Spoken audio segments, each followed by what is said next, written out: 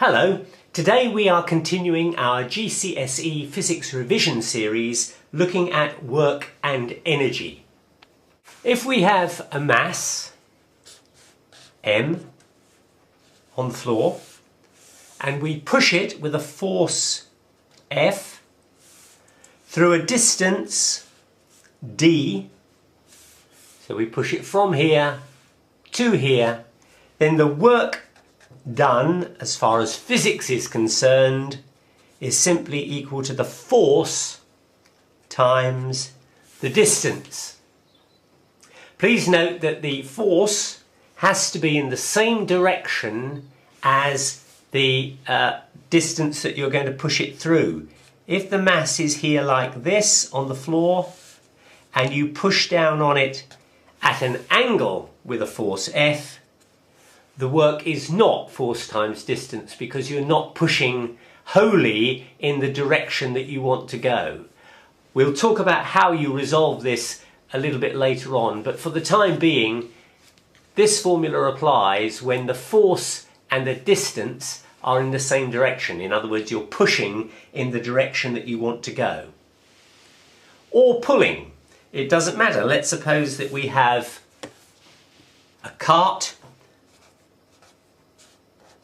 and I am going to pull that cart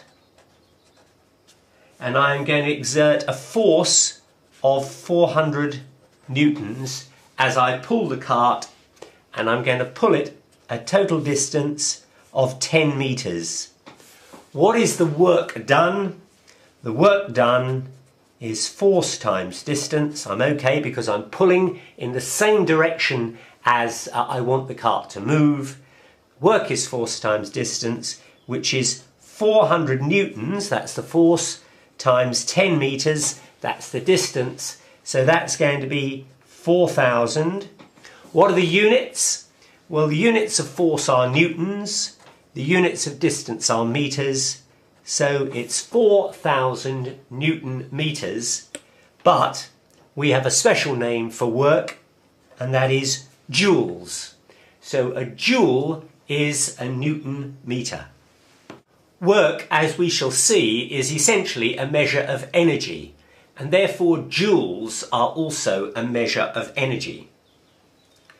Let's talk about kinetic energy. Kinetic energy is what you get when you have something moving.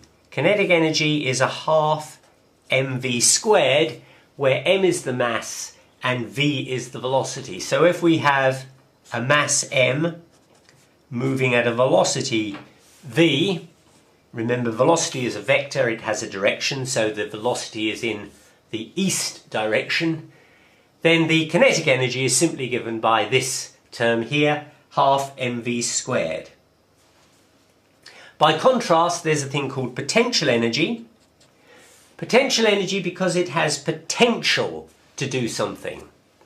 If I have, here is the floor, and I have a mass m, and that mass is at a height h above the floor, the potential energy is given as mgh, where m is the mass, g is the gravitational attraction that we've dealt with before. On Earth, that's 9.81 meters per second squared, and h is the height above the ground. What we're saying is that if you hold a mass a distance h above the ground, it has potential energy. Why? Because if you let it go, it will fall to the ground, and in falling to the ground it will gain kinetic energy because it will speed up as it falls, and when it finally hits the ground it will be travelling at a certain velocity. It will have a kinetic energy. And potential energy can convert into kinetic energy. Let's consider a cliff. And on the edge of the cliff, precariously balanced, I have my mass m. The height of the cliff is h, and I am standing next to the mass, ready to just gently push it off. The potential energy of that mass, we've already said, is mgh. The mass times the gravitational attraction g, 9.81, sometimes you can use 10, and the height of the cliff. Now, suppose I were to push that mass over the edge so that it now falls until it hits the ground below. When it gets to the ground below, its potential energy will be mgh again, but now h is 0, because h is the height above the ground, and when it hits the ground, h is 0. So the potential energy when it gets to the ground is 0. Where has that potential energy gone? Energy can be neither created nor destroyed. What has happened is that potential energy has been converted into kinetic energy. So when it hits the ground, the kinetic energy will equal a half mv squared. Consequently, what we can say is that potential energy has become kinetic energy. It's all been converted into kinetic energy. So mgh, which was the potential energy, has equaled a half mv squared. Let's do a sum. Let's suppose that the mass is 10 kilograms, and let's suppose the height is 10 meters. I'm doing this just to keep things simple, and let's suppose that g, which is normally 9.81, let's suppose we've been told that we can regard that as 10 meters per second squared. What is the velocity when the mass hits the ground?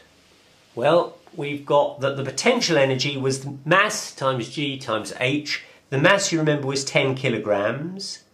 The gravitational attraction, we were told we could use 10. And the height above the ground was 10. So that's going to be equal to 10 times 10 times 10 is 1,000. And the units, remember, of energy are joules. And those 1,000 joules have been converted when the object reaches the ground. So it's 1,000 joules of potential energy. When it falls to the ground, that converts entirely into kinetic energy. And so that 1,000 joules now becomes half mv squared. So half mv squared equals 1,000. A half of m, well, m, remember, was 10 kilograms, so half of that is 5. So 5v squared is equal to 1,000. And if we divide both sides by 5, we get that v squared is 200, and the square root of 200 is of the order of 16 meters per second. So when that block falls off the top of the cliff, by the time it hits the bottom, assuming no air resistance at this stage, so no terminal velocity, it will achieve 16 meters per second. Of course, bodies can have potential energy and kinetic energy. Let's suppose that this is the Earth, and here is the atmosphere around the Earth, and here is a meteor. And that is moving towards the Earth, being maybe attracted by the Earth's gravitational attraction and destined to land on the Earth. That meteor is moving, it has velocity, so it has kinetic energy of a half mv squared. And of course it is a distance h above the Earth, so it will also have potential energy. It won't have potential energy of mgh, as we might think, because of course, as we showed earlier, the value of g varies, indeed it reduces, the further you get above the Earth. G equals 9.81 only really applies if you're on or fairly near the surface of the Earth. So you need another formula for potential energy, which we don't need for GCSE, but it certainly will have a potential energy and a kinetic energy. So we'll just put PE for potential energy and half mv squared for kinetic energy, and all that energy is going to be coming towards the Earth. And were it not for anything else, when the meteor hit the Earth, there would be a pretty big bang. But of course what actually happens is as the meteor enters the Earth's atmosphere, it will hit the atmosphere itself.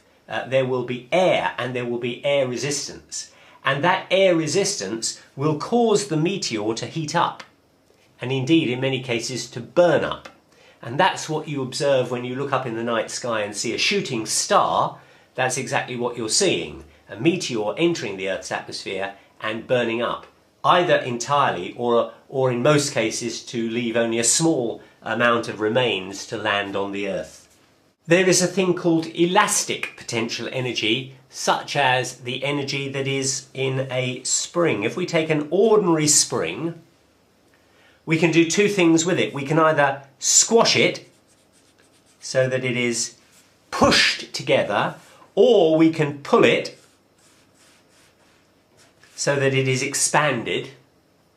And in either case, we would have to hold on to the spring because it would have potential energy. If I let go of this coiled spring, boing, it will spring out. If I let go of this extended spring, boing, it will contract. Hidden in the extended or the contracted spring was energy. And that energy is released if you let go of the spring. And for example, if I put something in the way here, it would knock it out of the way. It would have the energy to be able to hit it. If you take a spring, an ordinary spring, suspend it from something, then it will have a natural, as it were, length. If you hang a mass on it, the spring will extend to a new position. And there will be an extension of that spring, which we'll call E. And the force that you need to extend that spring is given by K times E, where K is what is called the spring constant. But the force that you apply will determine the extension. The greater the force, the greater the extension. What is the force if I hang a mass on a spring? If that mass is M, then we know that the force that is applying is a force downwards of mg. That's the weight of the mass. And consequently we can say that mg is the force and that equals ke. Now g is a constant and k is a constant. K is the spring constant. So mass is going to be directly proportional to the extension. The greater the mass you put on the spring, the greater will be the extension. So this is, in a sense, a way of measuring mass. You simply have to calibrate your spring by putting known masses on and determining where the extension is. And then you can use any mass. So you would essentially have a graph where you would have the mass or the force of course is just equal to mg along this line here, and the extension here, and you would get a straight line graph, so that if you put a mass on that you didn't know and it happened to give you an extension of this amount, then you just go up to the graph and read across, and that tells you what the force is, and therefore, since force is mg, what the mass is. So here's a means of measuring mass simply by the extension. But the spring will have limits. You can't, for example, find the mass of an elephant on the spring. It's certainly true if we draw the force, which of course is equal to mg, versus the extension of the spring, it is certainly true that for a reasonable force you will get a straight line. So you can always measure the extension and thus work out what the mass or the force is.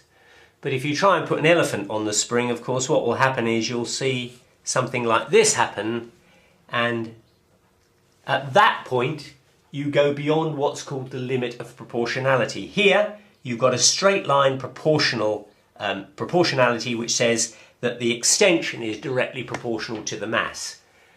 But after you put too heavy a load on, that is no longer a straight line, and the reason is that the spring is no longer behaving itself as a spring should. When a spring is extended, if you release it, it should go back to its original shape. But if you put too heavy a load on it, it will just distort out of shape, and when you take the load off, it won't go back. You will for all time have distorted the spring. So once you get past the limit of proportionality, the spring is probably broken and you can't use it anymore. Let's now just do some typical problems that you might get in your exams about work and energy. Suppose I have a 1 kilogram block and I want to put it up onto a table which is 2 meters tall. What work will I have to do to lift this block up onto this table? Well, you'll remember that we said that work is force times distance. That means that work is going to be the force, which is mg, so that is going to be 1 times g, and g I'm going to say you can regard as 10 meters per second squared. Quite often you'll be told you can do that. Otherwise you have to use 9.81, which is a lot more difficult. So that's the weight, the mass times g, 1 times 10, and d of course is just 2 meters because that's the height of the table. And so we're going to get that the work is 1 times 10 times 2, which is 20, and the units of course are joules. You'll notice that that is the work done, but it's also the gain in potential energy. What is the potential energy of the mass when it's on top of the table? Well, when that mass is on top of the table, it will have potential energy equal to mgh. And m was 1 kilogram, g we said was 10, h was 2, so that's 20 joules. And that makes sense. You had to do 20 joules of work in order to give the block 20 joules of energy. Now the second part of the question, suppose the block, which is now on top of the table, falls off and hits the floor. What is the velocity with which it hits the floor? Well, we know that it had PE, the potential energy of 20 joules. When it falls off the table, when it hits the floor, the potential energy will be 0 because mgh will be 0 because h will be 0 because h is the height above the floor, and when it's on the floor there is no h. It's all been converted into kinetic energy. The kinetic energy is a half mv squared. So that 20 joules of potential energy has been converted into kinetic energy. So a half mv squared is equal to 20. M, you'll remember, was 1 kilogram. So this is essentially v squared over 2 equals 20. V squared equals 40. And v is the square root of 40, which I think is 6.32 meters per second. So when that 1 kilogram block falls off the table, 2 meters up, smashes onto the floor below, when it hits the floor, it will be travelling at 6.32 meters per second. Here's another problem. We have a car which has a mass of 200 kilograms and it drives a distance of 200 meters. And its acceleration, as it does that, is 1 meter per second squared. First part of the question is, what is the driving force of that car? Well, force, we remember, Newton's second law, is mass times acceleration. That is going to be, mass is 200 kilograms, acceleration is 1 meter per second squared, So that's going to give us 200, and the units of force are newtons.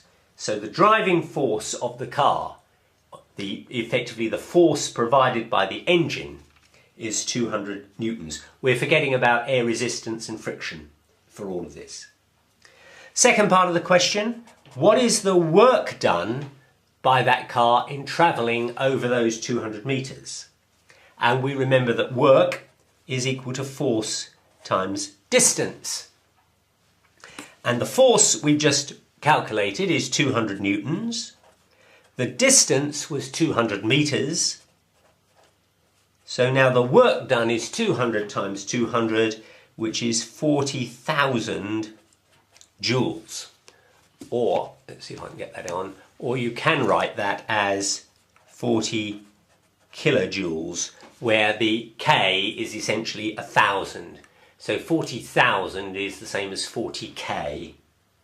Then we're told that when this vehicle gets to its top speed, it has an energy, a kinetic energy, of 100,000 joules. That's when it's travelling at its top speed. And we then apply the brakes, and the brakes have a braking force of 2,000 newtons. So the car has reached its top speed, its kinetic energy is 100,000 joules, and we apply a braking force of 2,000 newtons, and the question is, how long does it take the car to stop? Well, we have got to do work to take that kinetic energy away.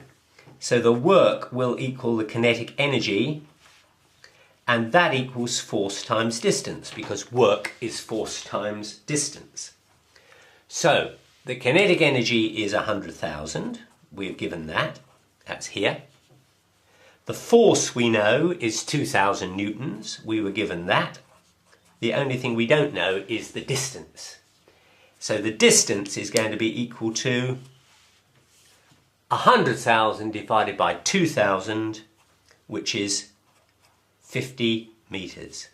So it will take 50 metres for that car to come to a halt if it starts with 100,000 joules of energy and you're applying 2,000 newtons of braking force. Here's another question. A car is travelling along the road. The car has a mass of 200 kilograms and it's travelling at a speed of 10 metres per second. What is its kinetic energy? Well, that's fairly straightforward. Kinetic energy is a half mv squared. So that's going to be equal to a half times m, which is 200, times v squared. Well, v is 10 metres per second, so v squared is 100. So that is going to equal a half times 200 is 100, times 100 is 10,000 joules. So the kinetic energy of that car is 10,000 joules, and as we said, you can also write that as 10 kilojoules, because the K represents 1,000, so 10,000 is the same as 10K. Here's another question. We have part of a roller coaster. The part where the car gets pulled up until it gets to the top and then it begins to come back down again. And we know that we've got a little car. I need to move this over a bit. So we've got the little car, and that is going to be 500 kilograms, and the car is going to be pulled up by some kind of motor to the top, and then it's going to be allowed to run down the other side. So I can tell you that we will always take g to be 10 meters per second squared. So the first part of the question is, what is the work done? I can tell you that the top of the roller coaster is 10 meters above the ground. What is the work done in getting this little car all the way up to the top? That's the first part of the question. Well, work done, as we know, is force times distance, and the force is not, of course, 500 kilograms, it's mg. So that's going to be 500 times 10, that's mg, times the distance. Now, here's the important thing. When we talk about distance, we do not mean the distance along the track. We mean the vertical distance. It doesn't matter how you raise something to a vertical distance, whether you go directly upwards or whether you go at an angle. It's the vertical distance that matters. So the distance in this case is 10 meters, the vertical height above the ground, not the length of the track. That sometimes can be a bit of a trick. And 500 times 10 is 50,000 joules. So you're going to need an engine with 50,000 joules of energy to get that little car to get to the top of the roller coaster.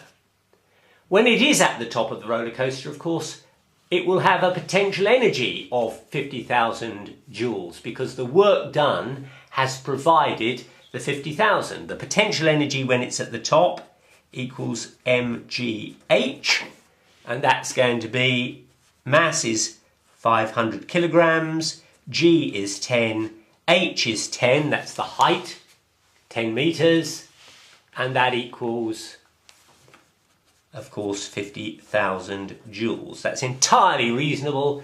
You did 50,000 joules worth of work to get the thing to the top. It then has 50,000 joules worth of potential energy. Now, of course, in practice, we are only talking about theory here. In practice, the motor that you would use to pull the car to the top would have to have more than 50,000 joules worth of energy, because some of that energy is going to be wasted in reality on friction and heating as this car is pulled up the track. So it's not going to be a case of being 100% efficient. You're going to lose some of that energy in the form of friction and so on. So the engine will always need to be at a higher rating than the actual work done in purely theory considerations.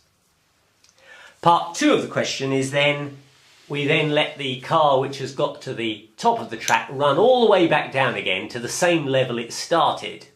And the question is, when it gets to this level here, what is its velocity? Well, once again, we know that the potential energy that it had at the top will be converted to kinetic energy, which is a half mv squared.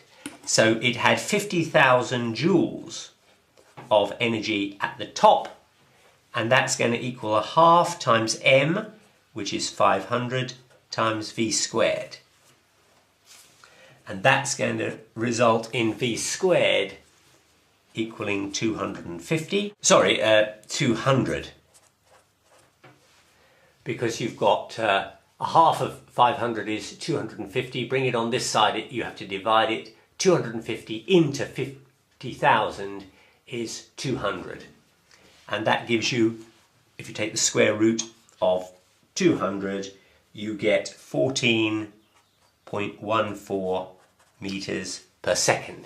So when the car gets to the bottom, it will be travelling at 14.14 meters per second, provided it is true that all the potential energy is converted into kinetic energy, which for the purposes of this question it will be. In practice, of course, it will again lose some energy by friction as it comes down the track.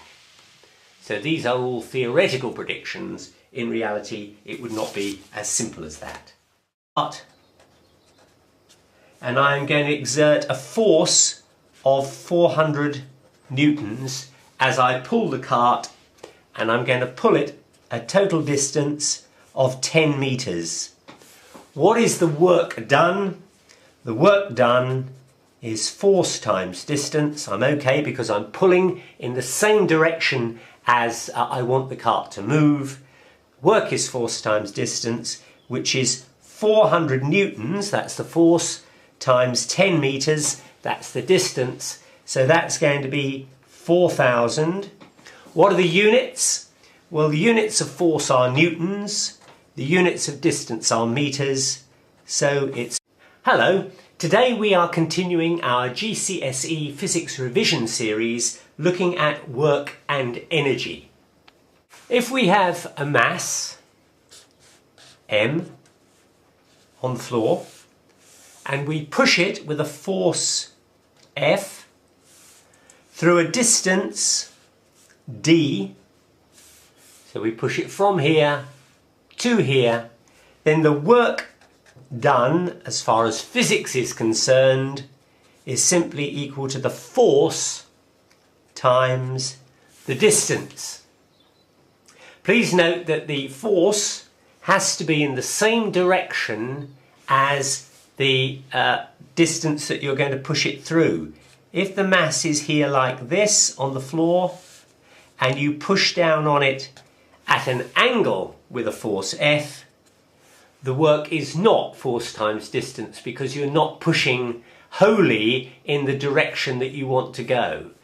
We'll talk about how you resolve this a little bit later on, but for the time being, this formula applies when the force and the distance are in the same direction. In other words, you're pushing in the direction that you want to go. Or pulling. It doesn't matter. Let's suppose that we have a cart and I am going to pull that cart. Velocity is a vector, it has a direction, so the velocity is in the east direction. Then the kinetic energy is simply given by this term here, half mv squared. By contrast, there's a thing called potential energy. Potential energy because it has potential to do something. If I have, here is the floor, and I have a mass M, and that mass is at a height h above the floor, the potential energy is given as mgh, where m is the mass, 4,000 Newton meters, but we have a special name for work, and that is joules. So a joule is a Newton meter. Work, as we shall see, is essentially a measure of energy, and therefore joules are also a measure of energy. Let's talk about kinetic energy. Kinetic energy is what you get when you have something moving. Kinetic energy is a half mv squared, where m is the mass and v is the velocity. So if we have a mass m moving at a velocity v, remember velocity